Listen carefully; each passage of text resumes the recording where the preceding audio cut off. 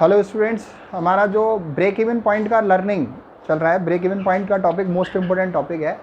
चाहे financial management सीखने की बात हो, चाहे मैनेजमेंट अकाउंटिंग सीखने की बात हो, चाहे बिजनेस इकोनॉमिक्स सीखने की बात हो, the most important topic it is. Let me assure you that, right. तो सबसे पहली बात तो यही है कि बहुत इंपॉर्टेंट है, बहुत ढंग से पढ़ना है, समझना है। आज हमें सवाल प्रैक्टिस करने हैं एक्चुअली। लास्ट टाइम इसका कॉन्सेप्ट बहुत डिटेल में हमने डिस्कस किया था, बताया था आपको ये होता क्या है और कब होता है, डिफरेंट डिसीजंस कंपनी इस टाइप के ब्रेक इवन पॉइंट के क्यों लेती है, कैसे लेती है, इसका ग्राफ कैसे बनता है, ब्रेक इवन पॉइंट की कैलकुलेशन के डिफरेंट फार्मूलेज क्या हैं, ये सब हम सीख चुके हैं। और उसको अप्लाई करके हम न्यूमेरिकल का आंसर कैसे निकालते हैं, एग्ज़ाम के लिए कोई न्यूमेरिकल बन कैसे सकता है, ये सब चीज़ें हम थोड़ा सीख चुके हैं। लेकिन सारे फार्मूले अप्लाई नहीं हुए थे। अब कोशिश करेंगे कि एक एक करके सारे फार्मूले हमारे अप्लाई हम करवा पाएँ, मैक्सिमम जितने हो जाएंगे। फार्मूला कौन सा लगना है, कैसे लगना है, वो तो डिपेंड करता है सवाल में दी हुई इन्फॉर्मेशन के हिसाब से लगता है, राइट। अब ये सवाल बनाया है एक्चुअली, ये 2019-2020 2 ईयर्स की हमारे पास इंफॉर्मेशन है। अभी सवाल कराने से पहले मैं ये क्लियर कर दूं कि डोंट एक्सपेक्ट कि इस लेक्चर में मैं आपको फार्मूले दोबारा रिवाइज कराऊंगा। अगर फार्मूले किसी को नहीं मालूम है तो फर्स्ट लेक्चर में जाओ, उनको सारे फार्मूलों को नोट करो, उसके हिसाब से करो। लेकिन आपको जानकारी है तो सीधे न्यूमेरिकल सीख सकते हो, नहीं है जानकारी तब भी सीधे न्यूमेरिकल सीखना है तो आप सीख सकते हो, राइट। लेकिन फार्मूले अप्लाई कैसे करते हैं वो हमें सीखना है। अभी मैं क्वेश्चन फ्रेम करूंगा जैसे जो एग्ज़ाम में पूछे जाते हैं, एग्ज़ाम में एग्जैक्टली आते हैं। तो एक तो साहब फिक्स कॉस्ट और पीवी रेशियो आपके पास क्वेश्चन में होता है। तो ब्रेक इवन पॉइंट कैसे निकालते हैं हमने सीखा लास्ट टाइम। और ब्रेक इवन पॉइंट यूनिट्स में और इन रुपीज़ में हम निकालते हैं, हम जानते हैं। ब्रेक इवन पॉइंट क्या होता है, नो प्रॉफिट नो लॉस की सिचुएशन पर सेल, यूनिट्स में या फिर रुपीज़ में। एक इस टाइप का भी सवाल बन जाता है, बहुत ब्यूटीफुल है। जब 2 साल की इन्फॉर्मेशन हमारे पास हो, 2 साल 2019-2020 से रिलेटेड सेल और कॉस्ट की इन्फॉर्मेशन है, सेल और प्रॉफिट की भी इन्फॉर्मेशन हो सकती थी सेम सवाल में, राइट। सेल और प्रॉफिट की भी इंफॉर्मेशन हो सकती थी। बी रेडी, सेल और कॉस्ट दिया है तो हम सवाल कैसे करेंगे, सेल और प्रॉफिट दिया है तो हम सवाल कैसे करेंगे। B ready for that. दोनों सिचुएशन में बहुत ज़्यादा अंतर नहीं आता है, राइट। लेकिन हमें ये मालूम है कि जब हमारे पास 2 साल की सेल और 2 साल के प्रॉफिट से रिलेटेड कोई जानकारी होती है तो पीवी रेशियो का फॉर्मूला क्या होता है, change in profit upon change in sales into 100 होता है, ये हम जानते हैं। पहला पॉइंट इसमें पीवी रेशियो ही पूछा है, तो मैं ज़रा लिख देता हूँ सॉल्यूशन के पीवी रेशियो इसमें पहला पॉइंट पूछा हुआ है। और पीवी रेशियो का फॉर्मूला, प्रॉफिट वॉल्यूम रेशियो का फॉर्मूला हमारा होता है change in profit upon change in sales into 100।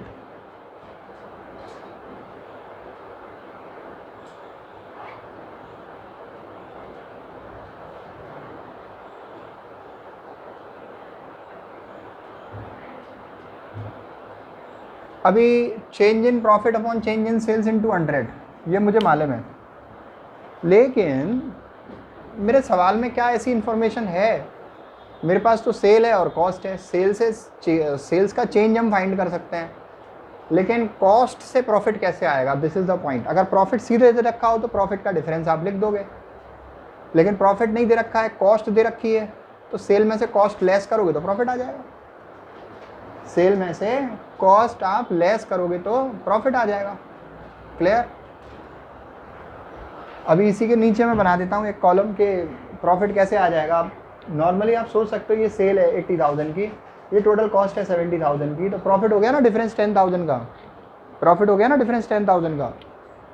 ये 90,000 की सेल है, ये 76,000 की कॉस्ट है, तो प्रॉफिट कितना हो गया 14,000 का।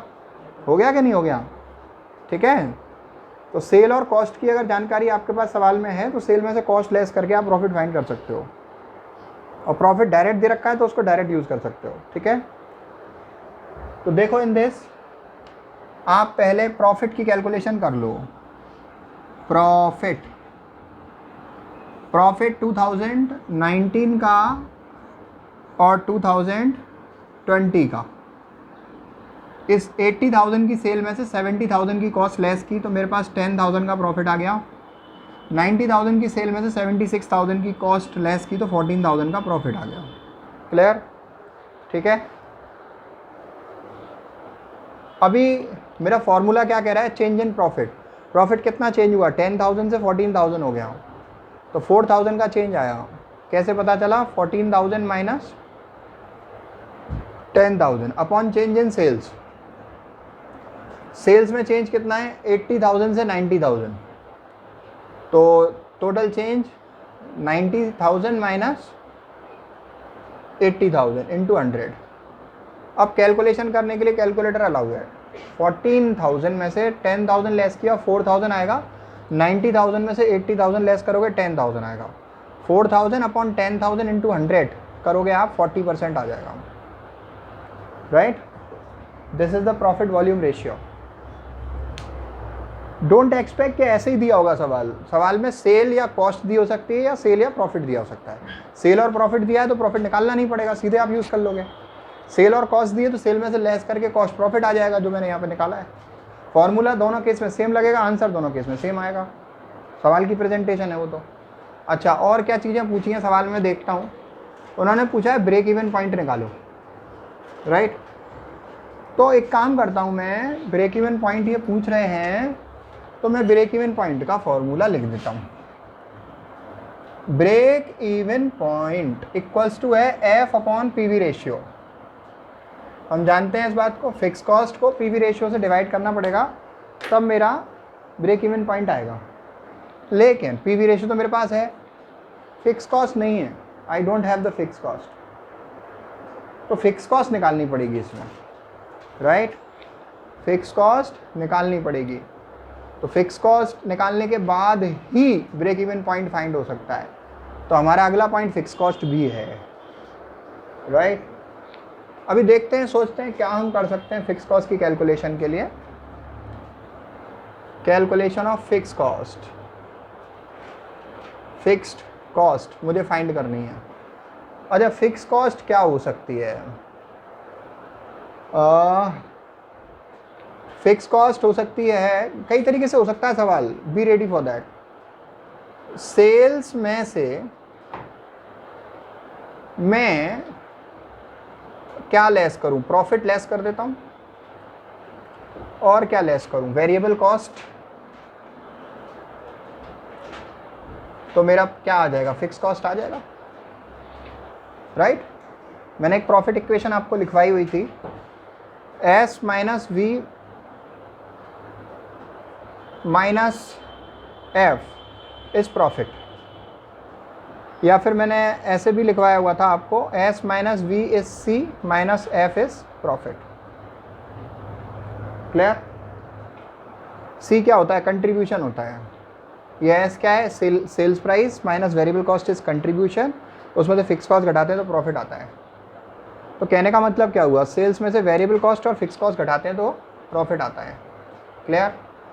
इसका मतलब मुझे फिक्स कॉस्ट चाहिए, मैं फिक्स कॉस्ट नीचे ले आऊँगा तो मेरा फॉर्मूला क्या बन जाएगा, इसी से बना ना। प्रॉफिट का फॉर्मूला है S minus V minus F, ये प्रॉफिट का फॉर्मूला है। फिक्स कॉस्ट का फॉर्मूला इसी से बना, फिक्स कॉस्ट इधर आ गया, प्रॉफिट इधर आ गया, माइनस हो गया। हो गया कि नहीं हो गया, क्लियर। तो मैं इसमें पुट कर दूंगा इसको, क्लियर। आप चाहो तो इसी फॉर्मूले में सेम में पुट कर सकते हो, या फिर ये फॉर्मूला मैंने स्पेशली फिक्स कॉस्ट के लिए इधर से इधर ट्रांसफ़र करके बनाया है, उसमें पुट कर सकते हो, चाहे जिसमें कर दो, कोई समस्या नहीं है, ठीक है। इसको हटा देता हूँ, नीचे वाले में ही पुट कर देता हूँ। प्रॉफिट बताओ कितना है, पहला वाला 2019 का 10,000 है, कितना है, इक्वल्स टू सेलिंग प्राइस कितनी है 2000, एक साल का उठा लो, 2019 का या 2020 का, दोनों से फिक्स कॉस्ट निकाली जा सकती है, और फिक्स कॉस्ट हर साल सेम रहती है। तो मैं 2019 की सेल्स उठा रहा हूँ, कितनी है, 80,000 है। अब मुझे वेरिएबल कॉस्ट चाहिए, मेरे पास वेरिएबल कॉस्ट नहीं है। अच्छा, एक फॉर्मूला मैंने पीवी रेशियो का भी बताया था आपको। पीवी रेशियो में 100 माइनस वेरिएबल कॉस्ट का परसेंटेज एक पीवी रेशियो का फॉर्मूला था। तो यहाँ से मैं वेरिएबल कॉस्ट का परसेंटेज फाइंड कर सकता हूँ। वेरिएबल कॉस्ट इधर माइनस का है, इधर आया प्लस का हो गया। मतलब 100 में से मुझे पीवी रेशियो माइनस करना है, प्रॉफिट वॉल्यूम रेशियो माइनस करना है, तो मेरा वेरिएबल कॉस्ट का परसेंटेज आ जाएगा। पीवी रेशियो मैंने कितना निकाला हुआ है, 40%। 100% माइनस 40%, दैट इज 60%। 60% की वेरिएबल कॉस्ट हो गई। क्लियर है? अब ये 60% मैं यूज़ करूँगा यहाँ पर, सेल में से वेरिएबल कॉस्ट घटाऊँगा। सेल मेरी कितनी है, 80,000 की है, उसमें वेरिएबल कॉस्ट का परसेंटेज कितना है, 60% है, राइट। माइनस फिक्स कॉस्ट मेरे पास नहीं है। अभी मैं इसको सोल्व करूँगा। 10,000 इक्वल्स टू 80,000 माइनस 80,000 का 60% is 48,000 minus fix cost. Fix cost इधर माइनस का है, इधर आएगा प्लस का हो जाएगा, और ये रह जाएगा 80,000 माइनस 48,000 माइनस 10,000, इधर आया माइनस हो गया। तो 80,000 में से ये दोनों लेस कर दीजिए आप, 22,000। 22,000 की फिक्स कॉस्ट हो गई। अब ये फिक्स कॉस्ट यहाँ यूज़ की जा सकती है upon profit volume ratio. Profit volume ratio was this 40%, right. 40% का क्या मतलब होता है, 40% का मतलब होता है 0.4। डिवाइड कर दो इसको, कितना आ जाएगा, 55,000 रुपीज़, राइट। 55,000 रुपीज़ हमारा ये आ जाना चाहिए। चेक कर लेते हैं। 22,000 divide 0.4, that is 55,000। Break even point हमारा 55,000 है। अच्छा, इसको फिक्स कॉस्ट पे एक बार काउंटर चेक और कर लेते हैं। काउंटर चेक का मतलब क्या होता है, आप 2019 की सेल से निकालो तब भी यही 22,000 आनी चाहिए, और 2020 की सेल से निकालो तब भी यही आनी चाहिए। ये होता है काउंटर चेक। क्लियर? तो मैं एक काम करता हूँ, डायरेक्ट इससे निकाल देता हूँ, राइट। 2000, ये फिक्स कॉस्ट मैंने 2019 के लिए निकाली है, राइट। 2020 के लिए निकाल देता हूँ। 2020 के लिए इसी प्रोसेस को फॉलो करके निकाल सकते हैं हम, या फिर ये ऊपर मैंने डायरेक्ट फार्मूला रख रखा है, इससे निकाल सकते हैं, राइट। 2020 दो सेल्स मेरी 2020 की कितनी है, 90,000 है। देख लीजिए, पहले मैंने सेल ली थी 2019 की 80,000, उससे निकाली है फिक्स कॉस्ट 22,000। अब मैं 2020 की सेल उठा रहा हूँ 90,000, उससे निकाल के दिखाऊंगा। उसमें प्रॉफिट कितना था मेरा 2020 में, 14,000 का था। और वेरिएबल कॉस्ट कितनी थी मेरी, वेरिएबल कॉस्ट का परसेंटेज वही रहेगा 60%। तो आप देख सकते हैं 90,000 का 60% कितना हुआ, 54,000, राइट। 54,000 एंड 14,000, 54 और 14, 68,000 में 90,000 में से लेस करूँगा तो कितना बचना है, 22,000। Fix cost is coming with the same amount whether it is calculated for the year 2019 or it is calculated for the year 2020, right. Fixed cost is going to remain the same, right, every year. ये change नहीं होगी। ये बस verification के लिए निकाला है। दोनों में से किसी भी एक साल की निकाल के आप आगे सवाल को सॉल्व करने के लिए जा सकते हो। तो हम क्या क्या चीज़ कैलकुलेट कर सके स्टूडेंट्स, ध्यान से देखो। We have calculated PV ratio, we have calculated break even point, we have calculated fixed cost, right. Now we have to calculate margin of safety. How we shall calculate margin of safety? Margin of safety is nothing but the difference of actual sales and BEP sales. Break even point से आप जितना ज़्यादा cell करते हो ऊपर, that is your margin of safety. यहाँ पर हमारे पास क्वेश्चन में एक्चुअल सेल्स दे रखी है, राइट। और जब भी आपके पास एक्चुअल सेल दे रखी होगी तो वहाँ स्कोप होगा मार्जिन ऑफ सेफ्टी का। सवाल में पूछा है तो आप कैलकुलेट करेंगे, राइट। तो मैं यहाँ निकाल देता हूँ, इस पॉइंट को मैं यहाँ सोल्व कर देता हूँ। मुझे मार्जिन ऑफ सेफ्टी निकालना है, पॉइंट नंबर है 4, MOS margin of safety, right. Actual sales 2019 के लिए निकालता हूँ, actual sales minus break even point sales. बोल पूरा रहा हूँ, लिख शॉर्ट में भले ही रहा हूँ, कोई दिक्कत नहीं है, ठीक है। मार्जिन ऑफ सेफ्टी 2019 की actual sales minus break even point की सेल्स। 2019 की एक्चुअल सेल देखो ऊपर कितनी है, 80,000। कितनी है, 80,000 माइनस ब्रेक इवन पॉइंट की सेल कितनी निकाली है आपने, कितनी है, 55,000। लेस कर दीजिए, कितनी रह गई, 25,000, राइट। ये मार्जिन ऑफ सेफ्टी आप 2020 के लिए निकालिए, तो क्या होगा, एक्चुअल सेल कितनी है, 90,000 में से break even point sale less कीजिए।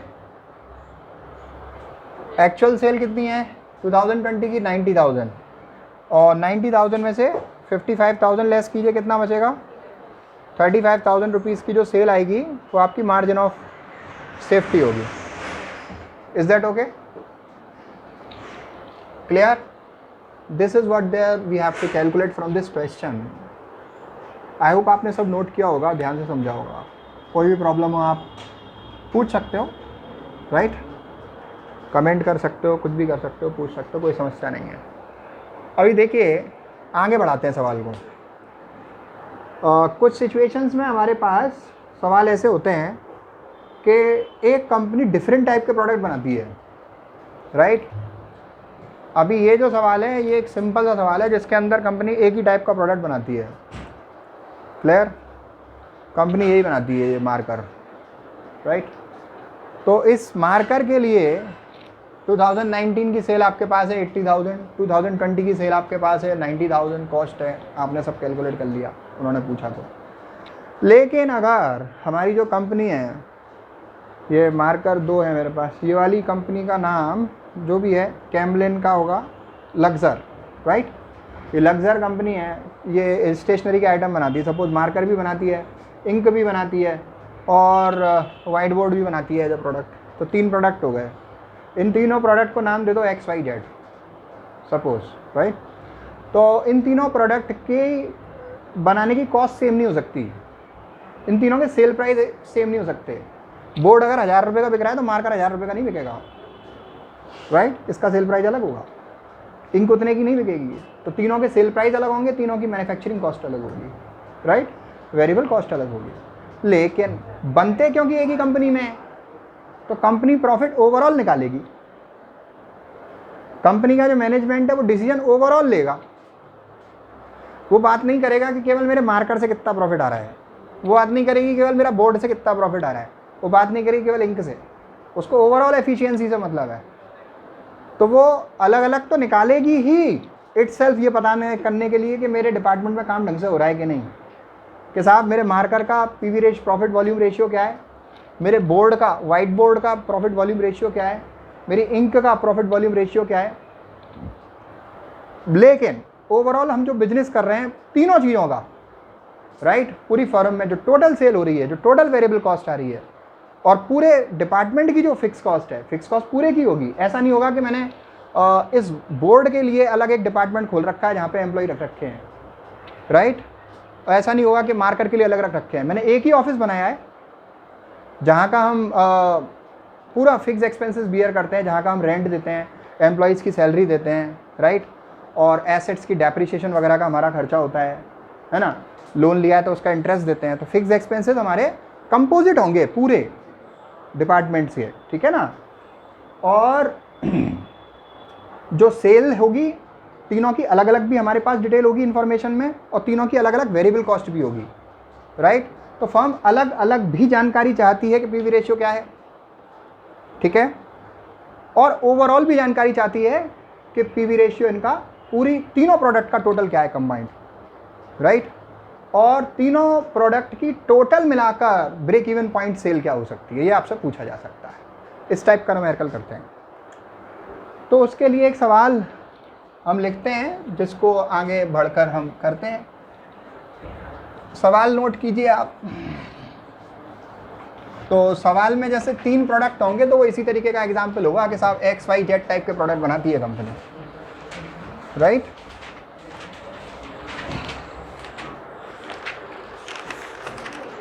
सवाल आप लिख सकते हैं, a company manufactures and sales 3 type of products A, B and C। 3 type के प्रोडक्ट, XYZ नाम हो या फिर ABC नाम हो, तो बात एक ही है, कोई समस्या नहीं है। और कंपनी की जो टोटल सेल है 60,000 रुपये की है, टोटल सेल कंपनी की 60,000 रुपये की। अब ये टोटल सेल का जो मतलब है, इसका क्या मतलब है? टोटल सेल का मतलब ये केवल A प्रोडक्ट की नहीं है, केवल B प्रोडक्ट की नहीं है, केवल C प्रोडक्ट की नहीं है, तीनों प्रोडक्ट की टोटल सेल है, राइट। जिसमें इन तीनों प्रोडक्ट की सेल का परसेंटेज सेल आपको बता रखा है इन्होंने 40-40-20, 40%, 40% एंड 20%, राइट। आगे देखिए, जो वेरिएबल कॉस्ट है हमारे पास,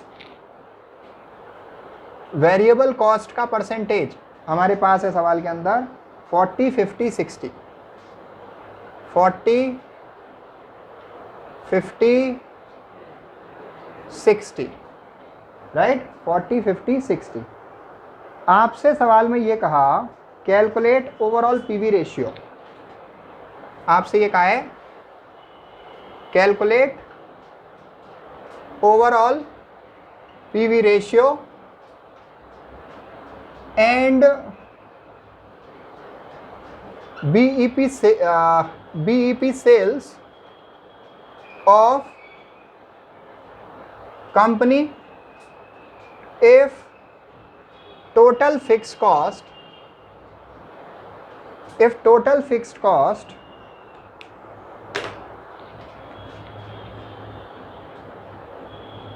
is rupees, suppose 1 lakh rupees,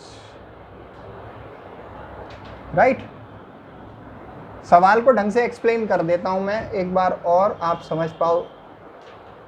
मैंने अभी एग्जांपल दिया कि कंपनी लग्जर कंपनी का एग्जांपल दिया मैंने, मार्कर भी बना रही है, वाइट बोर्ड भी बना रही है और इंक भी बना रही है, 3 प्रोडक्ट हैं, इनको XYZ कह लो, ABC कह लो, राइट। अब आपको ये बताया कि कंपनी ने तीनों प्रोडक्ट की टोटल सेल मिलाकर एक महीने में मान लो, टाइम पीरियड 3 महीने मान लो या 1 साल मान लो, उन्होंने गिवन टाइम कहा है, टोटल सेल तीनों प्रोडक्ट की मिला के 60,000 रुपये हुई। अब जो टोटल सेल 60,000 रुपये हुई उसमें 40% सेल हमारे A प्रोडक्ट की है, 40% सेल हमारे B प्रोडक्ट की है, 20% सेल हमारे C प्रोडक्ट की है। इसका क्या मतलब है? इसका मतलब समझा देता हूँ। इसका मतलब ये है कि अगर मैं सेल निकालूँ तो 60,000 का 40% मतलब 24,000 रुपीज़ की सेल A प्रोडक्ट की होगी, 60,000 का 40% सेल 24,000 की मेरी B प्रोडक्ट की होगी, राइट। और 60,000 का 20% मतलब 12,000 की मेरी C प्रोडक्ट की सेल होगी। ये सेल है, ठीक है, ये जानकारी है सवाल की। अब सवाल में आपको बताया मेरे वेरिएबल कॉस्ट के परसेंटेज ये हैं।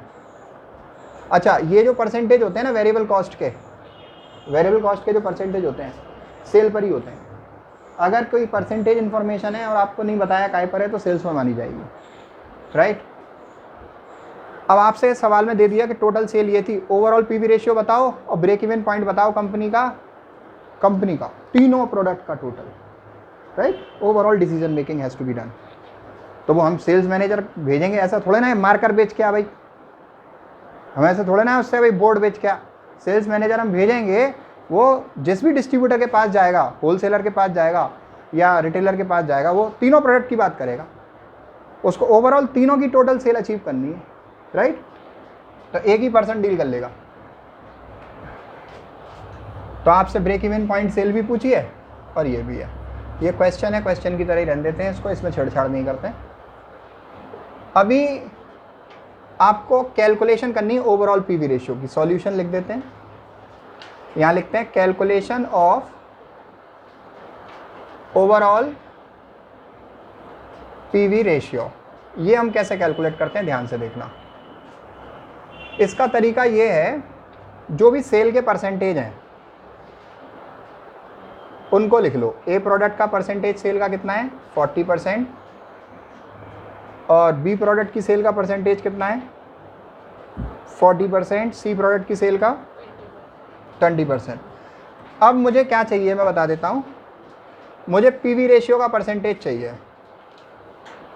पीवी रेशियो कैसे हम फाइंड करते हैं आपको मालूम होगा, अगर मेरे पास वेरिएबल कॉस्ट का परसेंटेज है तो 100 में से मुझे वेरिएबल कॉस्ट का परसेंटेज लेस करना है, तो मेरे पास पीवी रेशियो का परसेंटेज आ जाएगा, राइट। तो 100 माइनस वेरिएबल कॉस्ट का परसेंटेज मेरे पास ऊपर है 40%, 100 में से 40% लेस कर दो, कितना बचा 60%। 100 में से ये वाला 50% लेस कर दो वेरिएबल कॉस्ट बी प्रोडक्ट की, कितना बचा 50%। 100 में से ये वाला तीसरा वाला कितना है 60% लेस कर दो 40%, राइट।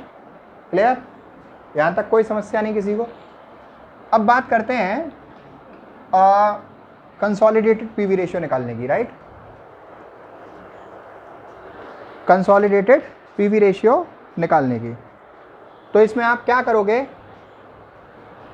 ओवरऑल, ये ओवरऑल निकालेंगे हम, ओवरऑल पीवी रेशियो।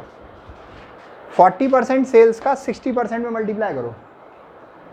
40% का 60% कितना होता है 24%, राइट। 40% का 50% कितना होता है 20%, 20% का 40% कितना होता है 8%। अब इसका टोटल कर दीजिए आप, ये टोटल पीवी रेशियो निकल जाएगा तुम्हारा 24, 20 और 8 कितना हो गया 52, कितने परसेंट हो गया 52%। ये जो निकला है ना 52%, ये मेरा ओवरऑल पीवी रेशियो निकला है। क्या निकला है ओवरऑल पीवी रेशियो। एक तो ये चीज़ पूछी थी सवाल के अंदर, फिर आपसे पूछा है कि कंपनी की ब्रेक इवन पॉइंट की सेल भी बताओ अगर फिक्स कॉस्ट मेरा 1 लाख रुपए का है। तो हम जानते हैं कि ब्रेक इवन पॉइंट जब मेरे पास फिक्स कॉस्ट है और पीवी रेशियो है तो ये फॉर्मूला होता है। फिक्स कॉस्ट कितनी है students 1 lakh rupees, PV ratio कितने परसेंट है 52%। 52% का क्या मतलब होता है 0.52, क्या मतलब होता है 0.52। तो 1 lakh rupees divided by 0.52, answer is coming 1,92,307, 192,307, 192,307.6 भी है वो 0.69।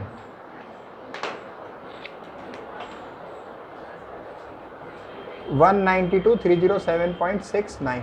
इसको मैं राउंड ऑफ करूंगा तो क्या लिखूंगा 192,308 अप्रॉक्स।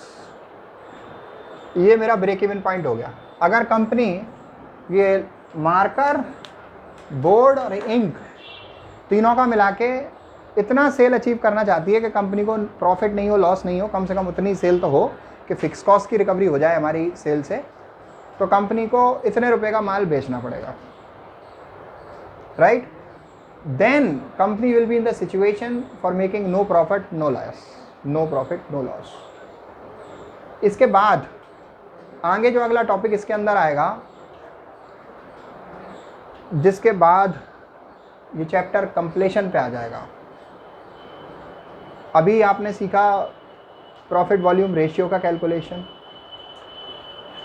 डिफरेंट कंडीशंस में, ब्रेक इवन पॉइंट का कैलकुलेशन रुपीस में और यूनिट्स में, और ओवरऑल पीवी रेशियो निकालना आपने सीखा। ओवरऑल पीवी रेशियो के बेसिस पे ब्रेक इवन पॉइंट निकालना आपने सीखा। अब जो सवाल आएगा वो आएगा कि आपको बता रखा होगा प्रॉफिट, कि इतना प्रॉफिट अचीव करने के लिए कंपनी को कितने रुपए की सेल करनी चाहिए। डिज़ायरेबल सेल्स से रिलेटेड क्वेश्चन आएंगे, desirable sales in units in rupees, उससे रिलेटेड न्यूमेरिकल करेंगे नेक्स्ट लेक्चर में। तब तक यहाँ तक से रिलेटेड बहुत अच्छे से रिवीजन प्रैक्टिस करो, right. Thank you so much.